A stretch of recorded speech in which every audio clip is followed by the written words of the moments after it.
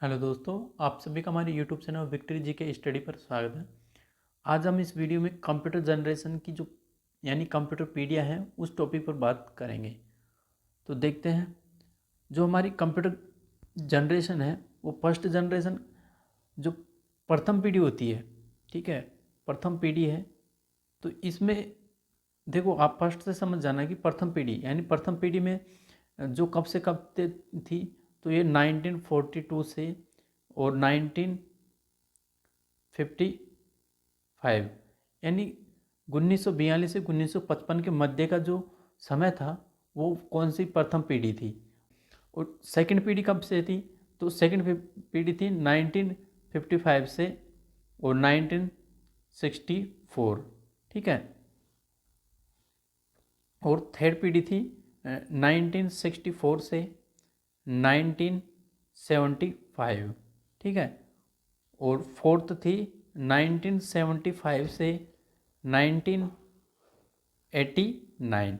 और जो प्रेजेंट में है वो फिफ्थ पीढ़ी चल रही है, तो ये थी 1989 से वर्तमान में, ठीक है। यानी प्रेजेंट में जो चल रहा है वो पांचवी पीढ़ी के कंप्यूटर चल रहे हैं, ठीक है दोस्तों। तो मैं इस वीडियो में ये बताना चाहता हूँ, जो कंप्यूटर की जनरेशन है वो पीढ़ी है वो किस प्रकार से कार्य करती आ रही है। जो स्टार्टिंग में यानी 1942 से 1955 ये फर्स्ट पीढ़ी है हमारी, ठीक है। फिर सेकंड पीढ़ी आती है 1955 से 1964। और फिर थर्ड पीढ़ी आती है हमारी 1964 से 1975।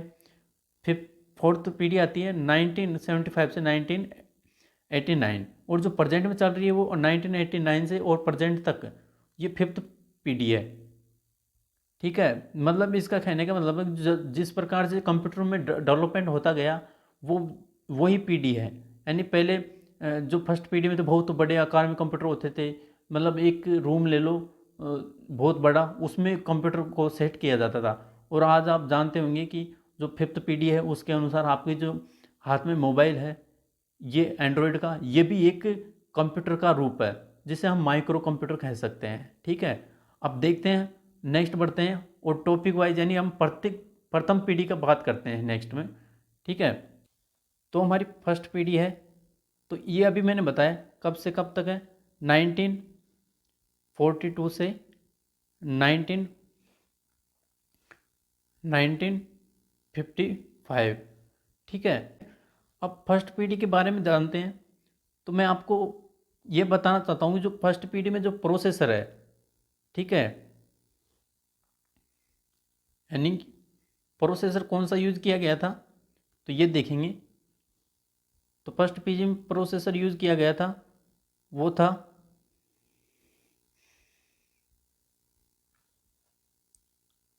इसमें यूज़ किया गया था वैक्यूम वाल्व, ठीक है, वैक्यूम वाल्व का। और जो ये प्रोसेसर है यानी कि जो हमारा सीपीयू है, सीपीयू जो ये कार्य मतलब इसमें जो प्रोसेसर का कार्य करता है सीपीयू में, यानी सीपीयू की आप जानते होंगे कि कंप्यूटर की जो आत्मा, ठीक है, यानी कंप्यूटर की आत्मा या हार्ट किसे कहते हैं? सीपीयू को कहते हैं। अब देखो इसमें ये जो सीपीयू है उसमें जो वैक्यूम वाल्व है ये एक प्रोसेसर का काम करता था। मतलब कहने का मतलब दोस्तों, ये सीपीयू में जो कंप्यूटर की आत्मा है तो ये आत्मा के रूप में ही सीपीयू काम करता है। और इसमें जो प्रोसेसर होता है ये वैक्यूम वाल्व का यूज़ किया जाता था, ठीक है। समझ में आ गया? यानी ये सीपीयू एक प्रोसेसर है और इसमें जो वैक्यूम वाल्व का यूज़ किया जाता था, ठीक है। और इसके कारण वैक्यूम वाल्व के कारण दो कंप्यूटर बड़े बहुत बड़े हुआ करते थे। एक कमरे में लगभग इनका जो पूरा कंप्यूटर को सेट किया जाता था, ठीक है। और इसमें जो मैग्नेटिक उसका प्रयोग किया जाता था, सॉरी मैग्नेटिक नहीं, हाँ मैग्नेटिक ड्रम का प्रयोग किया जाता था। किसके रूप में? जब हम कोई भी स्टोर करते हैं डेटा तो स्टोर डेटा के रूप में मैग्नेटिक ड्रम का प्रयोग किया जाता था, मैग्नेटिक ड्रम, ठीक है। और इसके साथ ही जो हमारे ऑपरेटिंग सिस्टम है, इसमें ऑपरेटिंग सिस्टम बैच ऑपरेटिंग प्रकार का होता था। और इसमें जो इनपुट डिवाइस के रूप में यानी इनपुट डिवाइस के रूप में किसका उपयोग किया जाता था? पंच कार्ड का। पंच कार्ड का समझ में आ रहा है? देखो मैं आपको बताऊं कि जो कंप्यूटर है हमारा, जो कंप्यूटर की आत्मा क्या कहलाती है? सीपीयू। अब इसमें जो सीपीयू है इसमें वैक्यूम वाल्व होता था, ठीक है। वैक्यूम वाल्व ही सीपीयू का कार्य करता था उसमें, ठीक है। और ये क्या है कि इसमें जो स्टोर के रूप में उपयोग किया जाता था मैग्नेटिक ड्रम, ठीक है। और जो इनपुट के रूप में, जैसे कि अभी तो आप जानते होंगे इनपुट के रूप में किसका उपयोग किया जाता है, आप जानते होंगे जो भी हमारे कीबोर्ड है, हाँ माउस है, ये सभी इनपुट डिवाइस के रूप में काम करते थे। लेकिन उस समय पंच कार्ड के माध्यम से डेटा को इनपुट किया जाता था। और अभी जो किसके माध्यम से किया जाता है? कीबोर्ड हुआ, हाँ, और स्कैनर, ये सभी इनके द्वारा कंप्यूटर में डेटा को इनपुट किया जाता है। उस समय पंच कार्ड का उपयोग किया जाता था। और पंच कार्ड का जो खोज है, पंच कार्ड की खोज की थी वो हरमन होलेरिथ ने। हरमन होलेरिथ ने, होलेरिथ, होलेरिथ नामक एक व्यक्ति है, यानी वैज्ञानिक है। इन्होंने, होलेरिथ ने पंच कार्ड की क्या की थी? इन्होंने पंच कार्ड की आविष्कार किया था, ठीक है। और इसमें जो भाषा, लैंग्वेज प्रयोग की जाती थी वो असेंबली भाषा लैंग्वेज प्रयोग की जाती थी। भाषा कौन सी थी? भाषा भाषा थी असेंबली।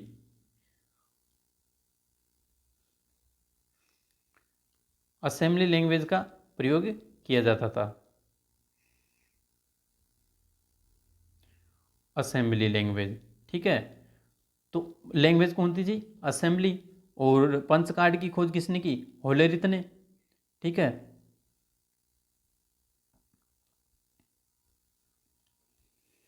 होलेरिथ ने किसकी की खोज की है? इन्होंने खोज की है किसकी? होलेरिथ ने पंच कार्ड की खोज की है। और जो स्टोर डिवाइस के रूप में मैग्नेटिक ड्रम का प्रयोग किया जाता था, भाषा कौन सी थी? असेंबली। और सीपीयू को कंप्यूटर की आत्मा कहते हैं। और प्रोसेसर के रूप में वैक्यूम वाल्व का उपयोग किया जाता था। और इनपुट के रूप में पंच कार्ड का उपयोग किया जाता था। पंच कार्ड की खोज किसने की थी? होलेरिथ ने। यानी इसका नाम पूरा था हरमन होलेरिथ, ठीक है। तो नेक्स्ट बढ़ते हैं। ये तो था हमारा फर्स्ट जनरेशन, यानी फर्स्ट जनरेशन में इनका उपयोग किया जाता था, ठीक है। अब नेक्स्ट बढ़ते हैं। जो सेकंड पीढ़ी थी कब से कब तक थी?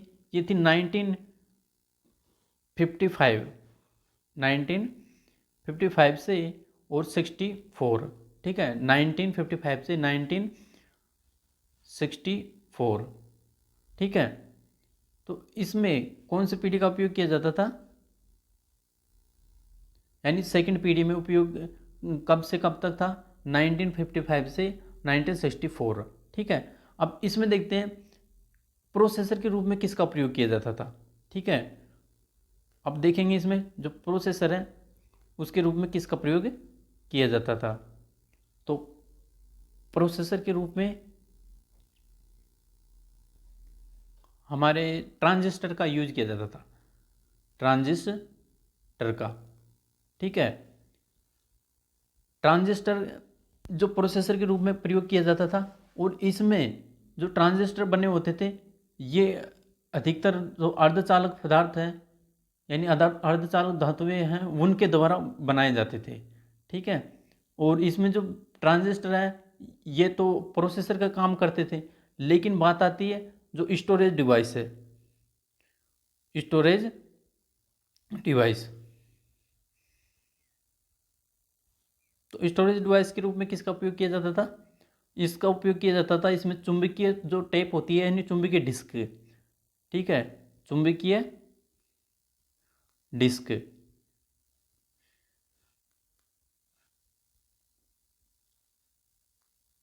चुंबकीय डिस्क का किस में स्टोरेज के रूप में प्रयोग किया जाता था, ठीक है। और इसमें जो भाषाएं थी, इसमें जो लैंग्वेज थी, भाषाएं, इसमें भाषाएं थी बेसिक भाषा, ठीक है, और कोबोल, ये सभी भाषाएं इसमें उपयोग की जाती थी, ठीक है। और इसमें जो मेन बात यह है कि ट्रांजिस्टर, मैंने अभी बता दिया था कि ट्रांजिस्टर किसके बने होते हैं? अर्धचालक पदार्थ के, यानी सेमीकंडक्टर बोलते हैं इसे, अर्धचालक अर्धचालक पदार्थ। ठीक है, अब इसमें अर्धचालक पदार्थ में हमारा जो वो ये कौन कौन से आते हैं, जर्मनी में आते हैं सिलिकॉन, ये इनके, और ये थी हमारी सेकंड पीढ़ी। ठीक है, और इसमें जो कंप्यूटर्स थे, जो कंप्यूटर है इसमें कौन कौन से थे, तो सेकंड पीढ़ी में कंप्यूटर थे हमारे IBM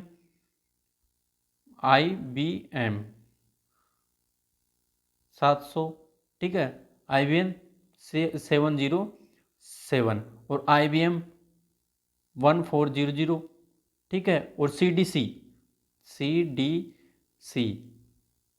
104, ये सभी किस में आते थे, कंप्यूटर की सेकंड जनरेशन में।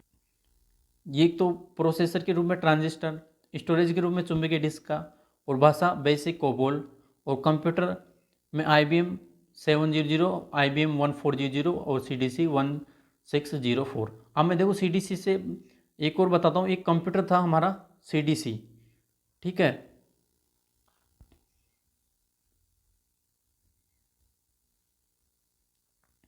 इसे हटा देते हैं।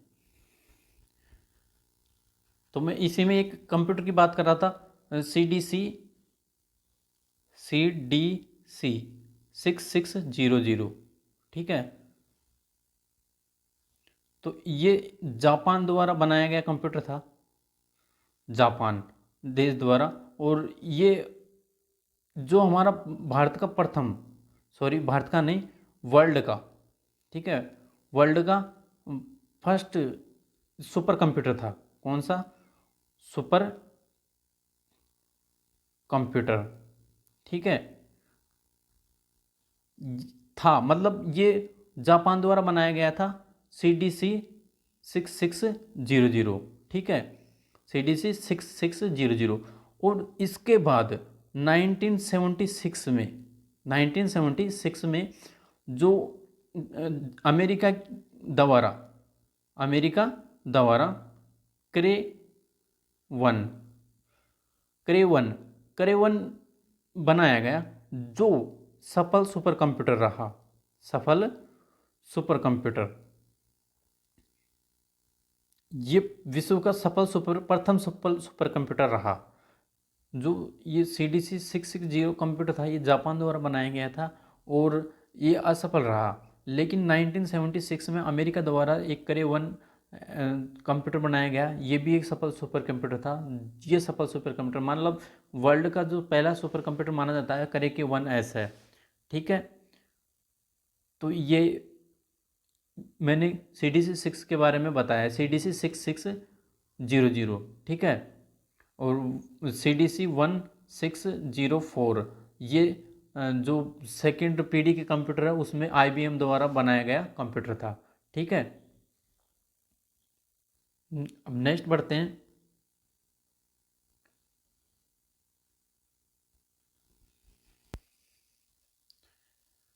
नेक्स्ट आती है तीसरी पीढ़ी, ठीक है। तो थर्ड पीढ़ी थी हमारी, थर्ड पीढ़ी के अंतर्गत कब से कब तक का जो कार्यकाल था इसका, थर्ड पीढ़ी थी 1964 से 1975, ठीक है। ये थी थर्ड पीढ़ी। अब देखो थर्ड पीढ़ी में क्या है कि जो सबसे पहले हम बात करें प्रोसेसर की, तो प्रोसेसर के रूप में किसका प्रयोग किया जाता था, प्रोसेसर के रूप में IC चिप का प्रयोग किया जाता था। प्रोसेसर के रूप में किसका प्रयोग किया जाता, IC, ठीक है। और ये IC चिप है प्रोसेसर, इसका प्रयोग सर्वप्रथम थर्ड पीढ़ी में किया गया था, ठीक है। और जो इसके IC चिप है ये सर्वप्रथम थर्ड पीढ़ी के कंप्यूटर में प्रयोग किया गया था, और ऑपरेटिंग सिस्टम में जो रिमोट प्रोसेसिंग का प्रयोग किया जाता था, और मल्टी प्रोग्राम प्रकार का इसमें ऑपरेटिंग सिस्टम प्रयोग किया जाता था, ठीक है। अब देखो बात आती है IC प्रो चिप, यानी IC की खोज किसने की थी, तो IC की खोज की थी JS किल्वी ने, ठीक है।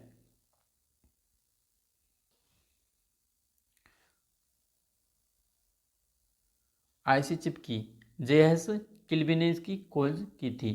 ठीक है, और ये कंप्यूटर जो 30 पीढ़ी के कंप्यूटर थे, इसमें जो हमारे जो स्टोरेज डिवाइस के रूप में किसका प्रयोग किया जाता था, वही मैग्नेटिक कोर का, मैग्नेटिक कोर या मैग्नेटिक कहें तो मैग्नेटिक चिप का प्रयोग किया जाता था, यानी मैग्नेटिक चिप या मैग्नेटिक कोर। ठीक है, मैग्नेटिक कोर या चिप। ठीक है, उसका प्रयोग इसमें जो स्टोरेज के रूप में प्रयोग किया जाता था, स्टोरेज डिवाइस के रूप में। ठीक है, तो ये थी थर्ड पीढ़ी। ठीक है, अब नेक्स्ट बढ़ते हैं हम 75 से 1989। ठीक है, और इसमें जो यूज़ किया जाता था उसका, इसमें किया जाता था प्रोसेसर के रूप में वही आईसी चिप का। ठीक है, प्रोसेसर में आईसी चिप।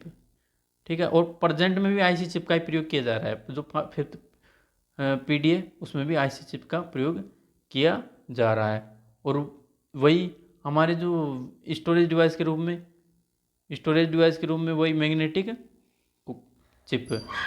ठीक है, अब मैग्नेटिक चिप में हमारी जो रोम होती है, ठीक है, रैम, ये सब भी आते हैं। ठीक है,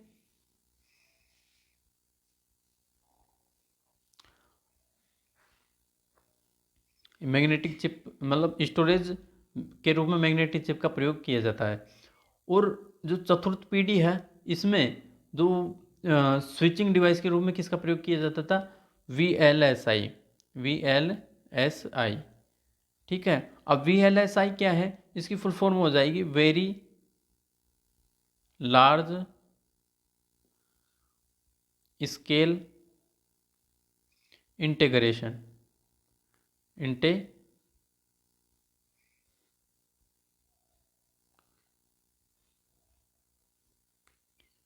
इंटीग्रेशन। ठीक है, वेरी लार्ज इंटीग्रेशन। ठीक है, और ये क्या है कि ये एक, और इसमें जो स्विचिंग डिवाइस है, यानी कि जो चतुर्थ पीढ़ी में स्विचिंग डिवाइस है, यानी ऑन ऑफ होने की डिवाइस के रूप में किसका प्रयोग किया जाता है, VLSI, very large scale integration. और जो स्टोरेज हेतु इसका प्रयोग किया जाता था सेमीकंडक्टर मेमोरी। ठीक है,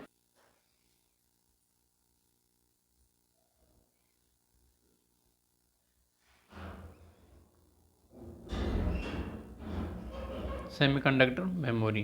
ठीक है, और जो माइक्रो प्रोसेसर है, ठीक है, यानी जो एक तो प्रोसेसर था हमारा आईसी चिप।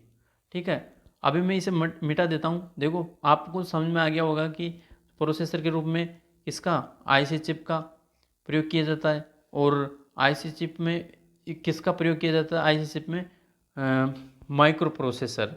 ठीक है, माइक्रो प्रोसेसर।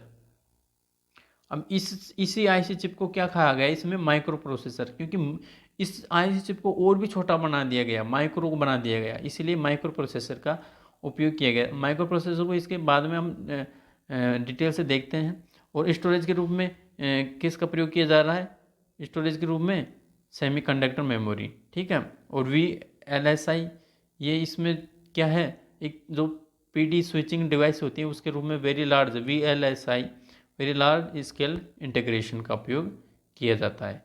ठीक है, अब हम नेक्स्ट पढ़ते हैं। इसी में जो आईसी चिप है उसको मतलब किस प्रकार से आईसी चिप को माइक्रो प्रोसेसर के रूप में बदला गया।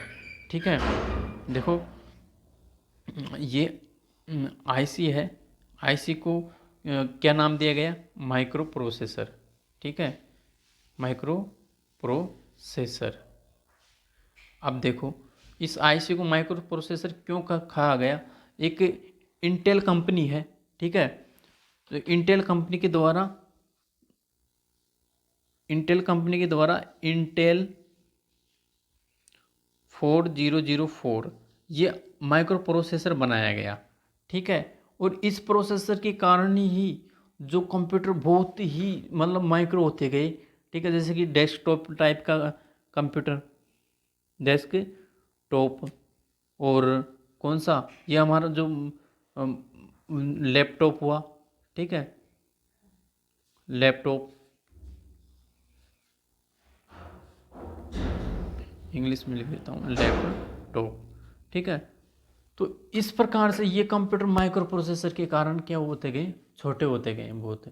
तो ये इंटेल कंपनी के द्वारा 4004 यानी जो यानी कि पहला जो प्रोसेसर है वो बनाया गया, ठीक है।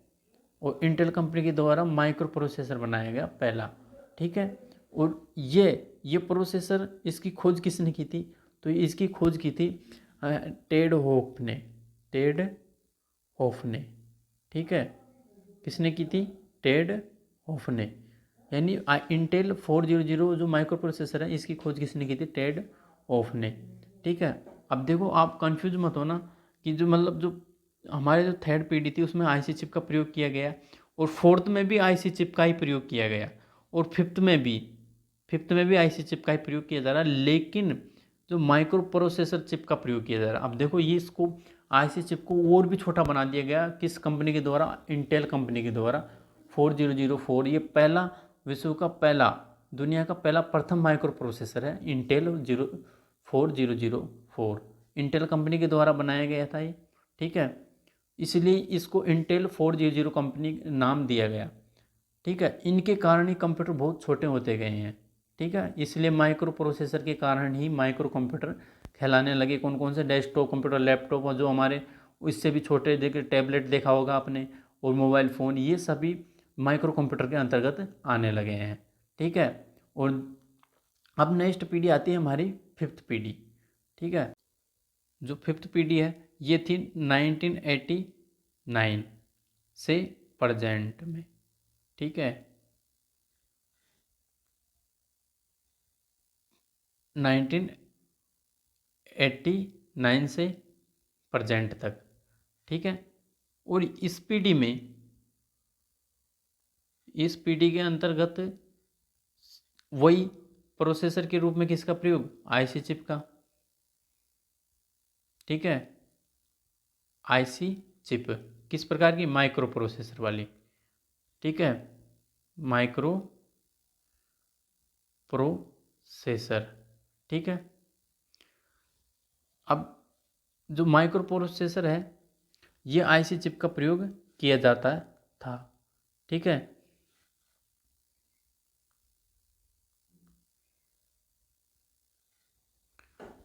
और इसमें जो वही अगर हम स्टोरेज डिवाइस की बात करें तो स्टोरेज डिवाइस के रूप में तो वही किसका? वही इंटीग्रेट, वो अर्धचालक मेमोरी, ठीक है, अर्धचालक मेमोरी, यानी इसे बोलते हैं सेमीकंडक्टर मेमोरी, ठीक है। अब ये स्टोरेज के रूप में तो ये, हाँ, और ये मैंने एक बात नहीं बताई आपको, जो आईसी है, आईसी ये भी अर्धचालक पदार्थ यानी सेमी कंडक्टर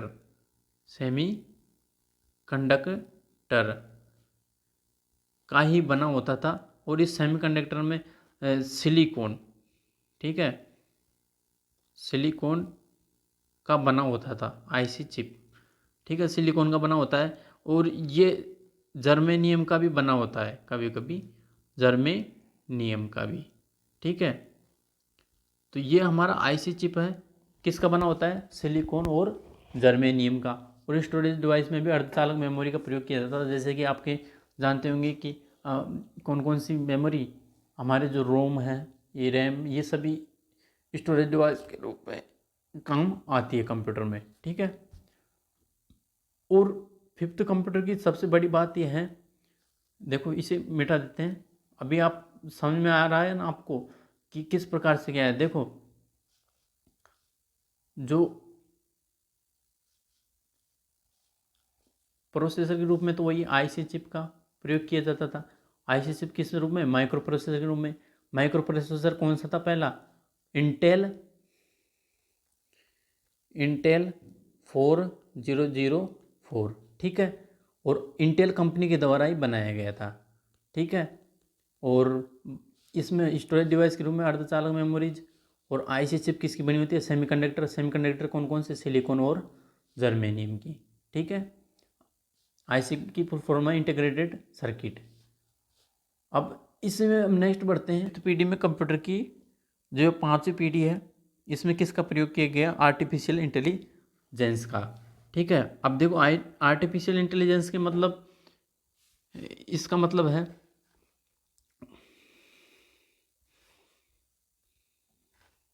AI। ठीक है, AI मतलब आर्टिफिशियल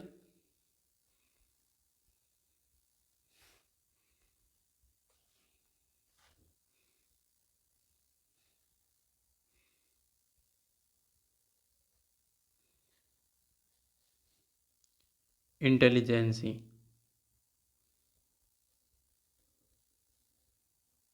आर्टिफिशियल इंटेलिजेंस। ठीक है, अब ये आर्टिफिशियल इंटेलिजेंस है जो, ये मतलब ये कहने का मतलब है कि कृत्रिम बुद्धि। समझ में आ रहा है? यानी जो कंप्यूटर में भी कृत्रिम बुद्धि का विकास किया गया। ठीक है, जैसे कि हमारे जो लैपटॉप हुए, ठीक है, और डेस्कटॉप कंप्यूटर और मोबाइल फ़ोन, ठीक है, पीसी, वो क्या बोलते हैं, टेबलेट। ठीक है, टेबलेट, इन सभी में किसका प्रयोग किया गया? Artificial intelligence. यानी इसमें थोड़ी बहुत जो क्या है, हल्की, मतलब पूरी मनुष्य की तरह नहीं सोच सकता है कंप्यूटर, फिर भी इसमें थोड़ी बहुत आर्टिफिशियल इंटेलिजेंसी है, मतलब थोड़ी बहुत जो इंटेलिजेंसी भी बताता है ये कंप्यूटर। तो ये कौन सी पीढ़ी में लागू होता है? ये 1989 यानी से प्रेजेंट में, यानी जो प्रेजेंट में 5th पीढ़ी में आर्टिफिशियल AI का उपयोग किया गया। ठीक है, पहली बार कौन सी पीढ़ी में? 5वीं पीढ़ी में। और इसमें जो यूज स्विचिंग डिवाइस थी, वो स्विचिंग डिवाइस थी ULSI। मैंने अभी उसमें एक, उसे 4th पीढ़ी में बताया था मैंने, VLSI, very large scale integration है। उसी प्रकार से इसमें हो जाएगा अल्ट्रा अल्ट्रा लार्ज